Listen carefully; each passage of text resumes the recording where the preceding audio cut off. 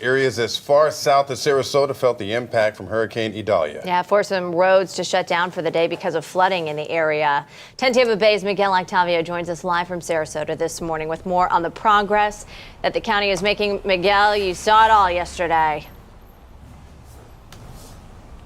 We did, and you know what? Here we're in a very popular spot for tourists and people who live here, St. Armands Circle. A lot of amazing shops and businesses, but you know what? Less than 24 hours ago, you could not get here. But just about a couple hours ago or so, we learned that this is now open to the public. And some more good news, folks who are trying to get to Longboat Key from the Sarasota side, it appears they can now get through here because at some point they had to go from the other end in Manatee County. So some very good progress here in Sarasota. But you know what? This was not the story less than 24 hours ago. Let's take a look at that video. You can see just how much water was surrounding St. Armands Circle. I just spoke with someone, a business owner here. He says about a foot of water actually got into his business, but some good news because this area is now open. People can get through Longboat Key. There were a lot of folks waiting by the Ringling Causeway Bridge, neighbors and tourists, and they were waiting for hours to get access here. But you know, they told me they understand folks up north are dealing with much worse in the Big Bend area, so they did not mind waiting. Take a listen. I mean, we're talking about a couple lost days, and we're talking about people losing everything. We're sorry, you know, that would happen. Our heart goes out to those people. You know, we did meet a few people in the hotel that were very concerned about their home. Now, we also watched areas of downtown Sarasota flooding for just a brief moment before those waters receded, but more vulnerable areas off the coast, like Casey Key Road, they cracked from the waves, making it impossible for people to drive past there. But we're waking up with some progress here in Sarasota County.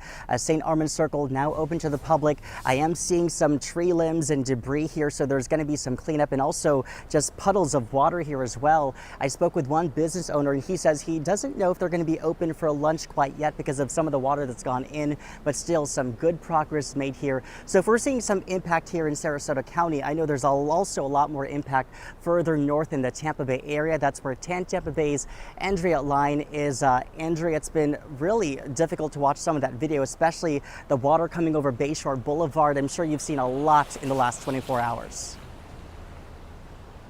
Oh, absolutely. But like everyone else was saying, it could have been a whole lot worse. This is the damage that we're seeing out here on Clearwater Beach, which is now also back open north of here. This is what we're dealing with. A lot of palm fronds, debris on the ground. You can see behind me, this is pretty much what it looks like all along South Gulf View Boulevard here. I did just see some hotels getting prepared for the day, coming back open, but I want to show you some video of what it looked like yesterday downtown Clearwater Beach. We had several feet of water down there. You couldn't pass, you couldn't drive through it, but now the water has receded significantly back to where it belongs out here at Clearwater Beach. But I want to come back out here and show you live as well is that the sand left behind is significant. I want to show you live, if you haven't come back out live here already, I want to show you digging your boots here.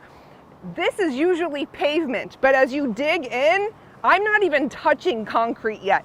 This is how much sand that was pushed up by the high tide yesterday. A lot more left behind that we can't show you yet. And just to give you an idea of where we are, we're very close to Pier 60. We're waiting for the sun to come up to see what things look like today. But if you're heading out here this weekend, it's back open and it should be enjoyable.